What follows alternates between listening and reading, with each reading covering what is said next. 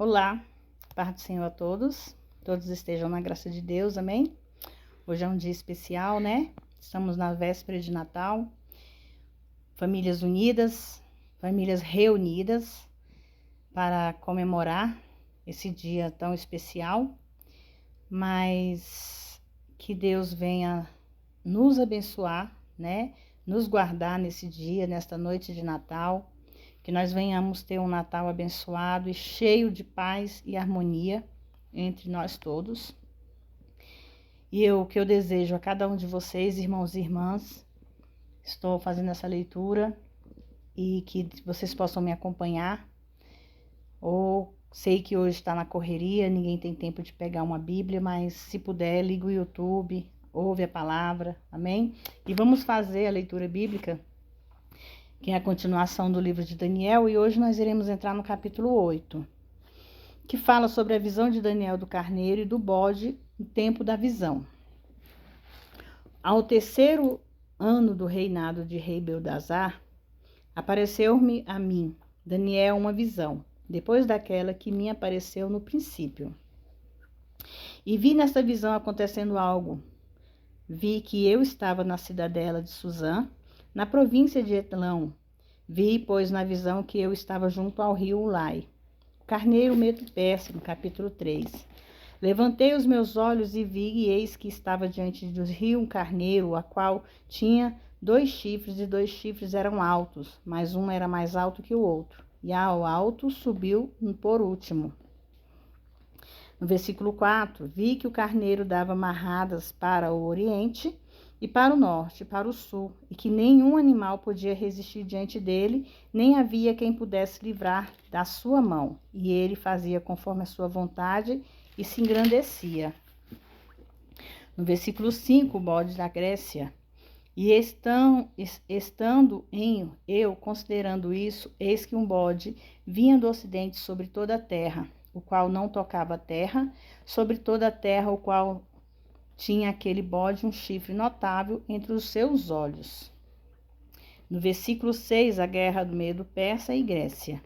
E foi o carneiro que tinha os 2 chifres, ao qual eu tinha visto diante do rio, e correu contra ele com todo o ímpeto de sua força. E o fez chegar perto do carneiro, irritar-se contra ele. Feriu o carneiro e lhe quebrou os 2 chifres, porque o carneiro não havia forças para resistir diante dele. O bode o derrubou por terra e o pisou aos pés. Não houve quem pudesse libertar o carneiro da sua mão. Irmãos, obviamente, quando Daniel viu isso, tratava-se de um acontecimento ainda futuro. A palavra irritar-se significa que Alexandre estava grandemente irritado com o medo persas. No versículo 8, os 4 chifres. E se engrandeceu sobremaneira o bode, e estando em sua maior força, aquele grande chifre foi quebrado, e subiram outros 4 chifres notáveis em seu lugar para os 4 ventos do céu. O chifre pequeno, o anticristo. Versículo 9. E de um deles saiu um chifre pequeno, o qual cresceu como muito para o sul, e para o oriente, para a terra formosa.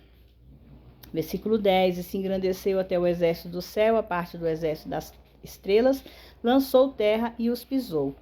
No versículo 11, e ao príncipe dos exércitos engrandeceu, e por ele foi tirado o sacrifício contínuo, e o lugar do seu santuário foi lançado por terra.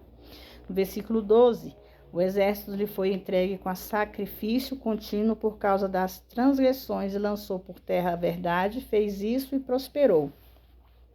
No versículo 13, e ouvi depois um santo que falava, e outros santos que disse aquele que falava: até quando durará a visão do sacrifício contínuo e a transgressão assoladora, para que seja entregue no santuário o exército a fim de serem pisados? Uma pergunta, irmãos. Estes são os santos dos céus. Daniel ouviu a conversa deles, mas não soube quem eram eles. O santuário do qual se fala aqui é o templo reconstruído.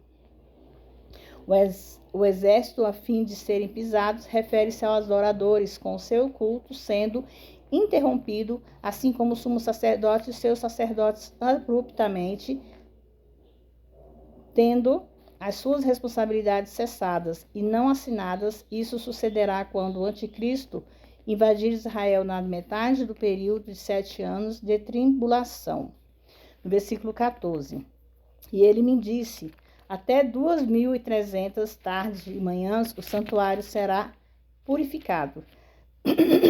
Perdão, irmãos. A interpretação dos intérpretes angelicais. No versículo 15. Aconteceu que, havendo eu, Daniel, visto a visão, busquei entendê-la, e eis que me apresentou diante como semelhança de homem. Versículo 16. Ouvi uma voz,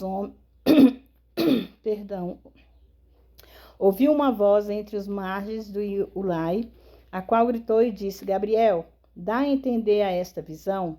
O tempo do cumprimento veio então para perto de onde eu estava, e vindo ele, fiquei assombrado, e caí sobre meu rosto, mas ele me disse, entende, filho do homem, porque esta visão se realizará no fim do tempo.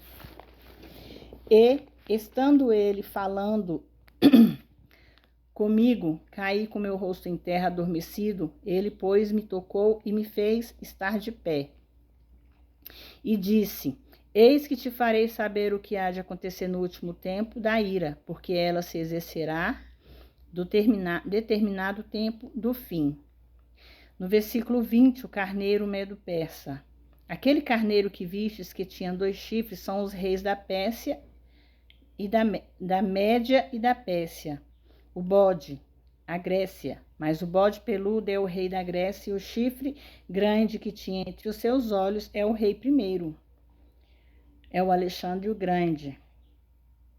Os 4 chifres, a Grécia, a Turquia, a Síria e o Egito, quando ao chifre que foi quebrado, no versículo 22, e se levantaram 4 em seu lugar, significa que os 4 reinos se levantarão na mesma nação, mas não com a força dele. Que foi quebrado refere-se, irmãos, ao chifre grande, que simbolizava a morte de Alexandre o Grande, que 4 reinos se levantarão, refere-se aos 4 generais que assumirão o império depois da morte de Alexandre, dividindo-a entre eles mesmo, mas não com a força deles. Significa que Alexandre não designou esses reinos para eles, porque estava morto.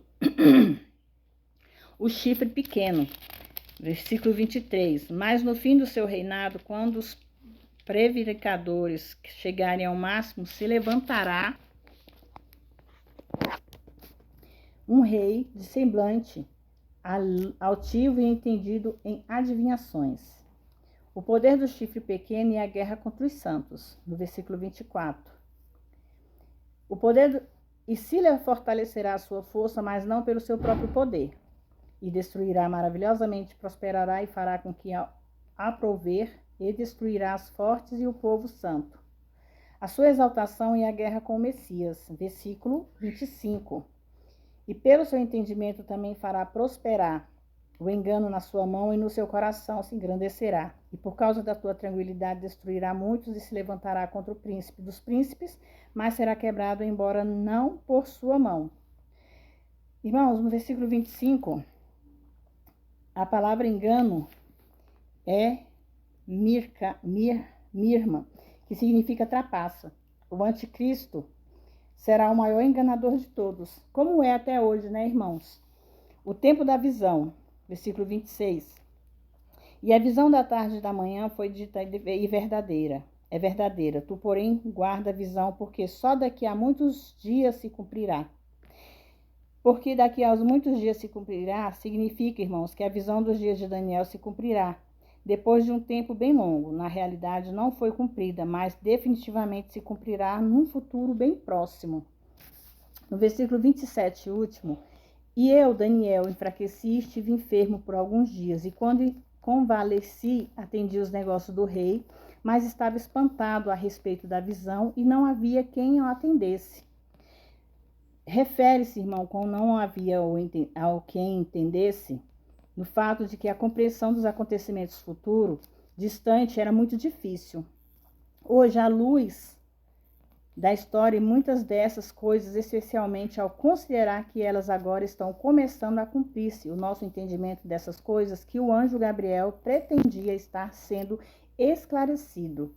É uma visão que Daniel teve, né? Tá muito quente aqui, irmãos, muito calor. E ele teve foi revelado, né? A revelação dessas visões que ele teve. Esse é o capítulo 8. Espero que vocês tenham entendido, né? Um pouco do que eu li aqui. Que nós estamos fazendo uma leitura bíblica, né, irmãos? Que nós possamos ler mais e mais sobre o livro de Daniel. E que Deus possa nos abençoar através de cada palavra aqui lançada. Eu espero, no fundo do meu coração, que vocês tenham entendido. Que Deus abençoe a vida de vocês, dando sabedoria e discernimento para que vocês possam entender mais e mais a palavra de Deus. E que nós possamos cada vez mais sermos e entendermos o que Deus quer de cada um de nós. Porque somente Ele sabe, somente Ele pode fazer mudança em nossas vidas. E para que isso aconteça, nós temos que dar espaço a Ele, nós temos que dar lugar a Ele. Porque na Bíblia fala, bateis e abrirás. Se Deus bater na porta, que nós possamos abri-la para que Ele possa entrar, que o Espírito Santo possa fazer morada em nossa casa, que a nossa casa é o coração de Deus. Amém? Fiquem todos na paz do Senhor, que Deus abençoe a vida de vocês e que esse dia especial seja cheio da graça de Deus. Hoje nós não temos que nos preocupar com presentes ou comes e bebes, mas nós temos que se preocupar com a graça de Deus, porque toda honra e toda glória é para Ele. Amém? Fiquem todos na paz do Senhor e um Feliz Natal.